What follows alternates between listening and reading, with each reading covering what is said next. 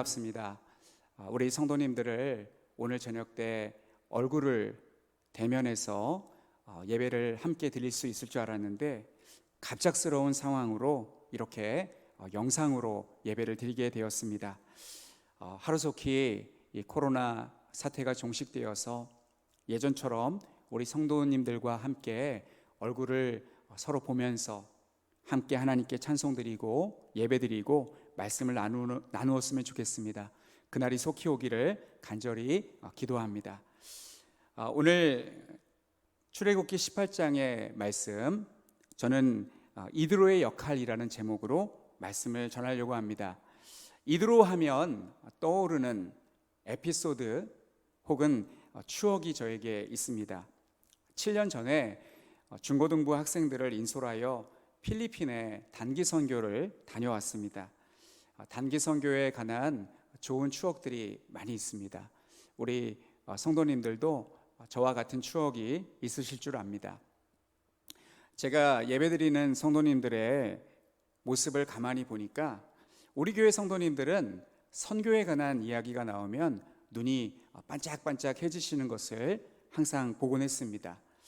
그래서 저는 오늘 선교에 관한 이야기로 말씀을 시작하려고 합니다.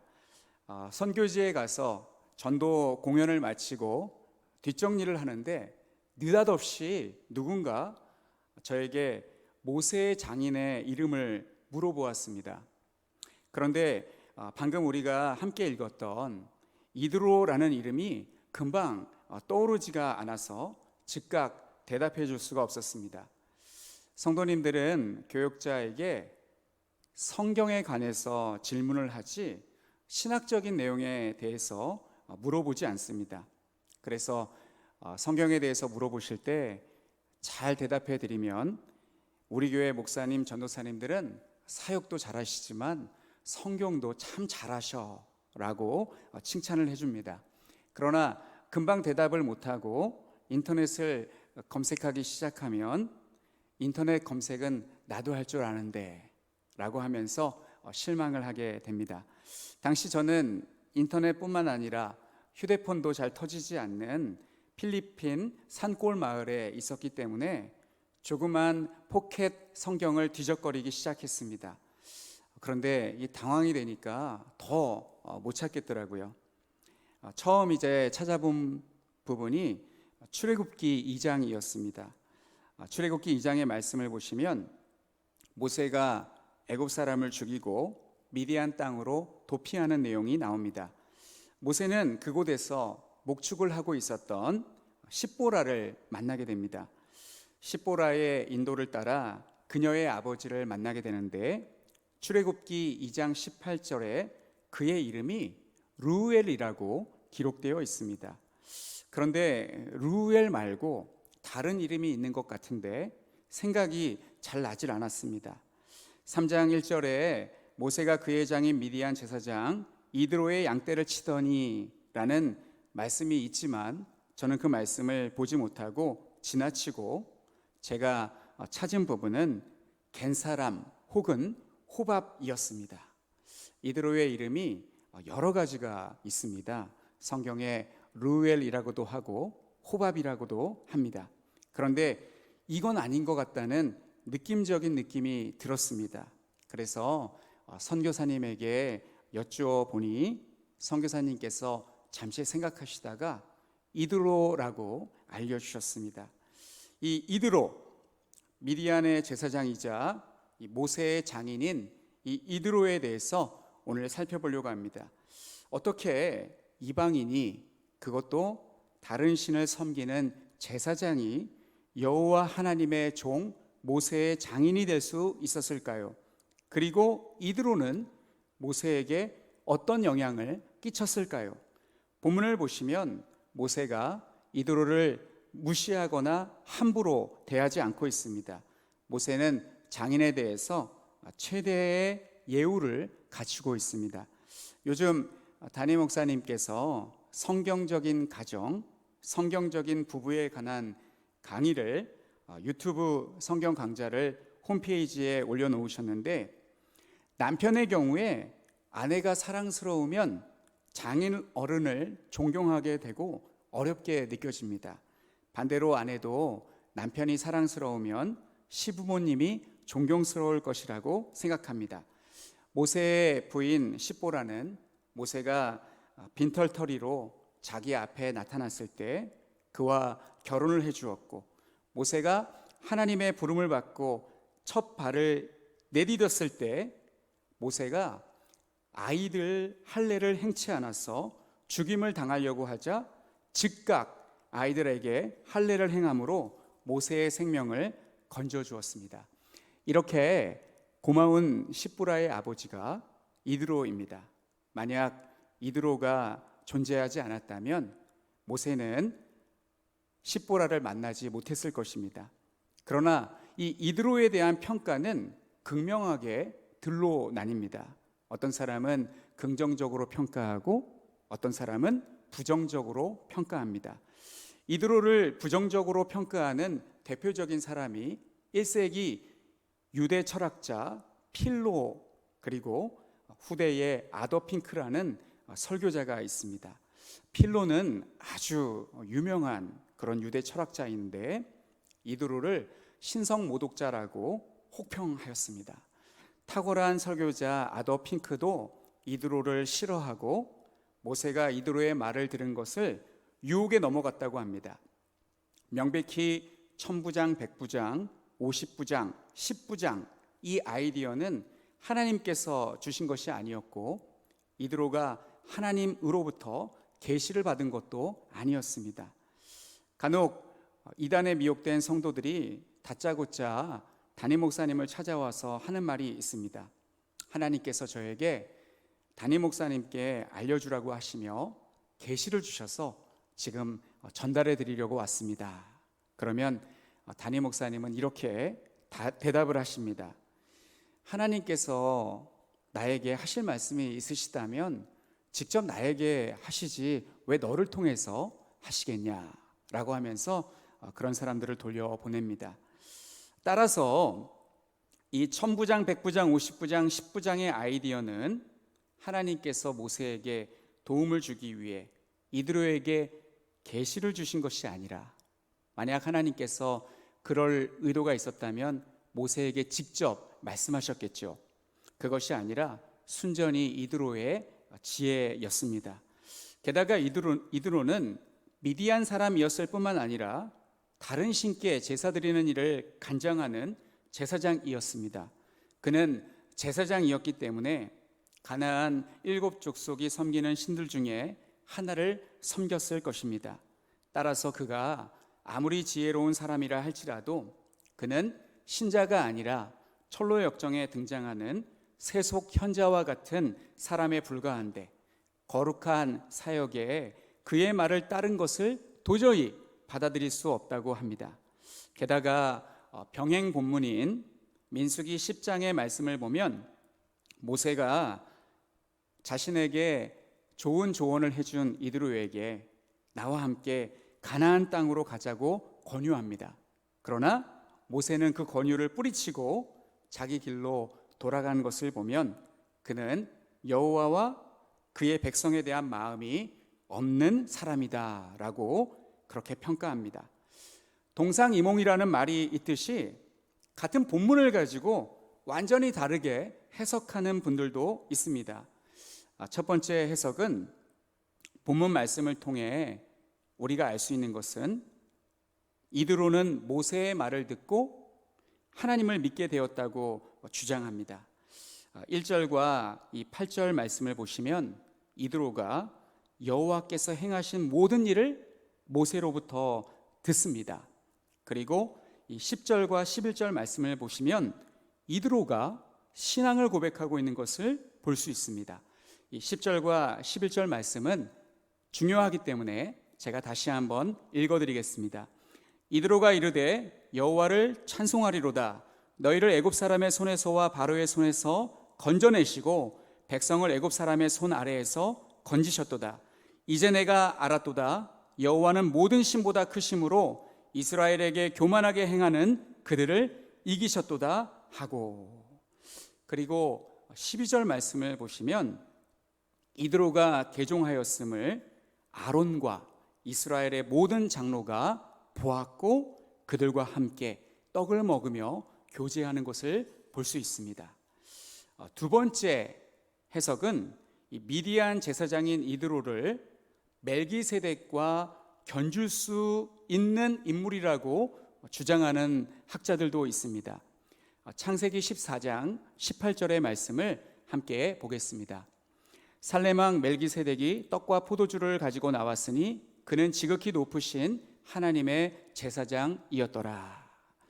어떻게 이 멜기세덱과 이드로를 비슷한 인물로 볼 수 있느냐면, 아브라함이 하나님과 언약하기 전에 멜기세덱을 만났습니다. 모세도 이제 19장에 보면 하나님과 십계명 언약을 받게 되는데, 그 전에 이드로를 하나님께서 소개하고 있기 때문에 그렇습니다. 멜기세덱은 지극히 높으신 하나님의 제사장이었습니다. 이드로는 이방 제사장에 불과합니다. 그러나 하나님은 이드로를 개종시키시고 그에게 지혜를 주셔서 모세의 부담을 덜어주도록 하셨습니다. 오늘 본문에서 이드로는 상당히 주목받고 있습니다. 18장 전체가 이드로에 관한 말씀이라고 해도 과언이 아닙니다. 갑툭튀라는 말이 있듯이 이드로는 갑자기 툭 튀어나온 인물입니다. 요즘 TV를 보면 인지도가 별로 높지 않은 프로그램에 갑작스럽게 톱스타가 출연을 할 때 자주 사용하는 말이 있습니다. 형이 거기서 왜 나와입니다. 저는 오늘 본문 말씀을 보면서 갑작스런 이드로의 출연에 독자들은 이렇게 반응했을 것 같습니다. 이드로가 거기서 왜 나와? 그런데 왜 이드로는 십계명을 포함한 율법을 받기 전에 등장하였을까요? 그것은 하나님의 언약은 아브라함 자손에게만 주신 것이 아니라 비아브라함 자손 모두에게, 다시 말해서 이스라엘인뿐 아니라 이방인 모두에게 주신 말씀이기 때문에 그렇습니다. 그런 의미에서 이드로는 이방인의 대표로 오늘 본문에 등장하고 있습니다. 그리고 모세는 이드로의 말을 순종합니다. 모세는 하나님의 종인데 어찌 미디안 제사장 이드로의 말에 순종할 수 있단 말입니까? 라고 반문할 수도 있겠지만, 잠언 19장 20절 말씀, 너는 권고를 들으며 훈계를 받으라. 그리하면 내가 필경은 지혜롭게 되리라. 이 말씀처럼 하나님의 사람은 다른 사람의 말에 귀 기울이는 사람입니다. 잠언의 말씀은 이드로가 활동했던 그 시기보다 훨씬 후대에 기록된 것이지만, 저는 이 잠언의 말씀이 하나님의 말씀이기 때문에 이드로가 먼저 순종한 것에도 큰 의미가 있다고 생각을 합니다. 이드로가 어떠한 말로 모세에게 충고를 하였습니까? 모세 혼자 백성의 모든 재판을 감당하는 것은 건강을 해치는 일이라고 하였습니다.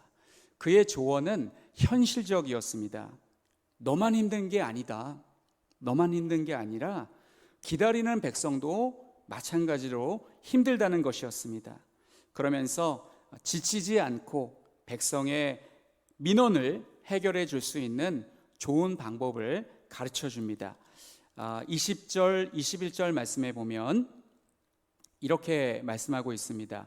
21절 말씀만 읽으면, 너는 또 온 백성 가운데서 능력 있는 사람들 곧 하나님을 두려워하며 진실하며 불의한 이익을 미워하는 자를 살펴서 백성 위에 세워 천부장과 백부장과 50부장과 10부장을 삼아.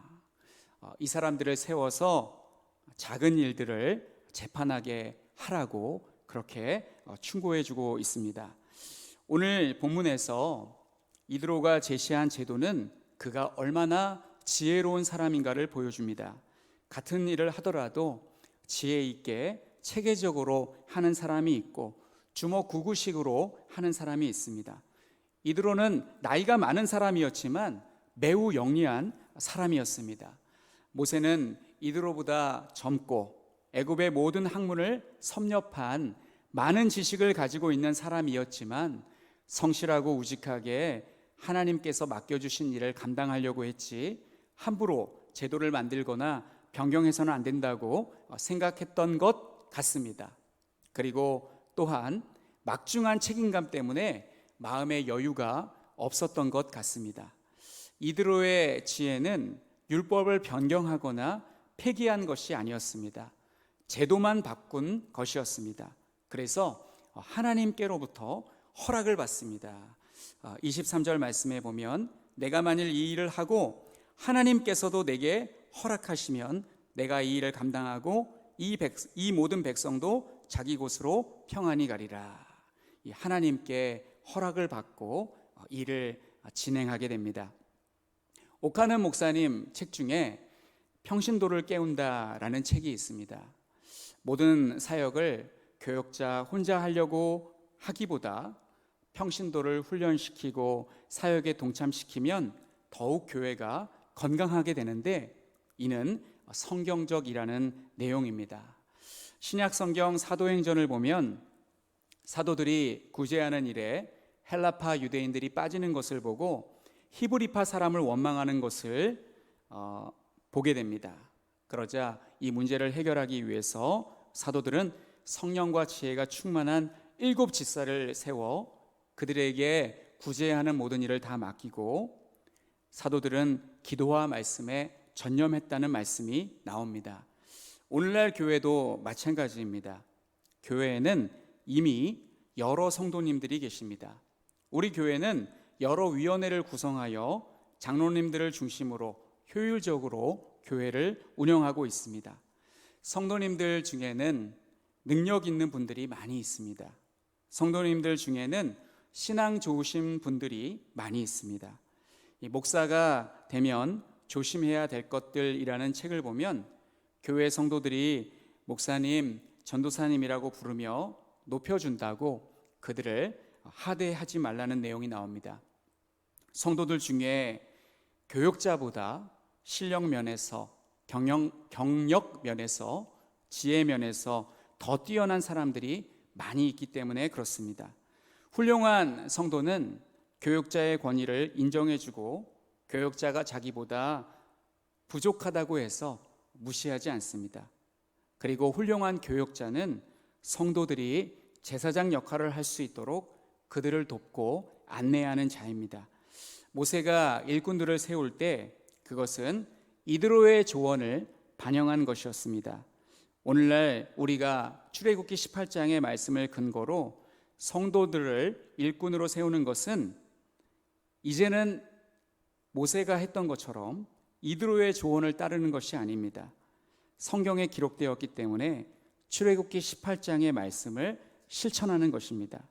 말씀대로 따르는 것을 성경적이라고 합니다. 평신도에게 제자 훈련을 시키고 그들을 교회의 적재적소의 일꾼으로 세우는 것은 성경적인 교회를 이루어 가는 것입니다.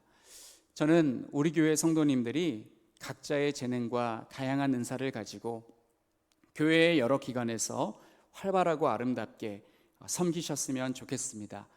어떤 분은 찬양대로, 어떤 분은 주차 봉사로, 어떤 분은 주방 봉사로, 어떤 분은 주일학교 교사로, 어떤 분은 재정부의 회계로, 어떤 분은 행사 진행으로, 어떤 분은 지역을 섬기는 일로 섬기실 수 있기를 바랍니다. 사실 우리 교회 성도님들은 이 부분에서 각자 역할을 맡아서 잘 감당하고 있습니다. 그래서 우리 교회는 성경적인 가르침에 충실한 교회라고 생각합니다.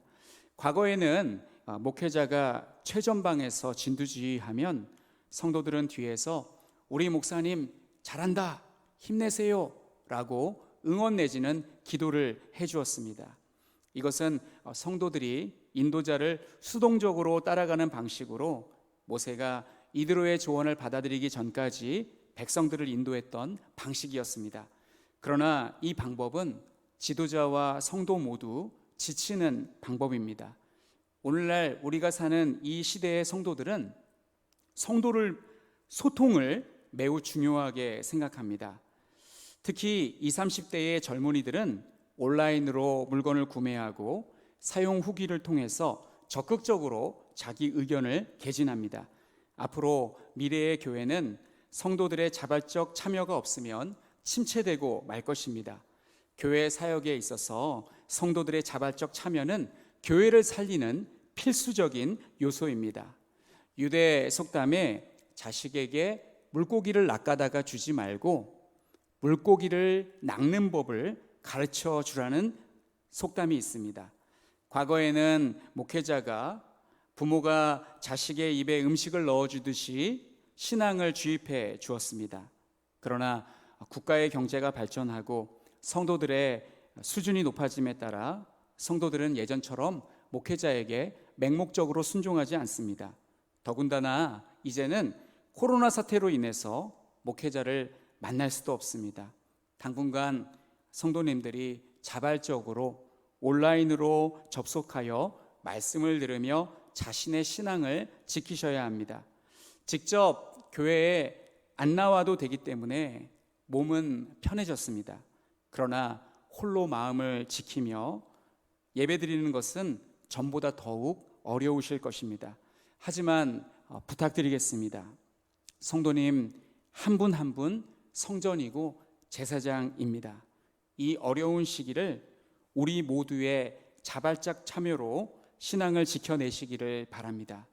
우리 주님께서 함께 하시고 도와주실 것입니다.